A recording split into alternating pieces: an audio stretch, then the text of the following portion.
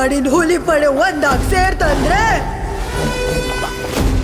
ಆಕಾಶದ ಮಿಂಚು ಧರೆಗೆ ತಾಕ್ತು ಅಂದ್ರೆ ಒಂದೇ ಒಂದು ಕಾರಣ, ಗಂಗಾ.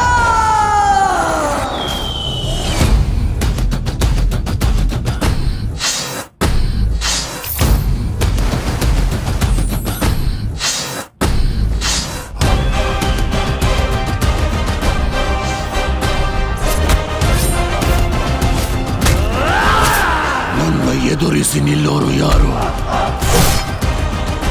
ಎದುರಿಸೋಣ, ಎದುರಿಸಿ ಕೊಲ್ಲೋಣ.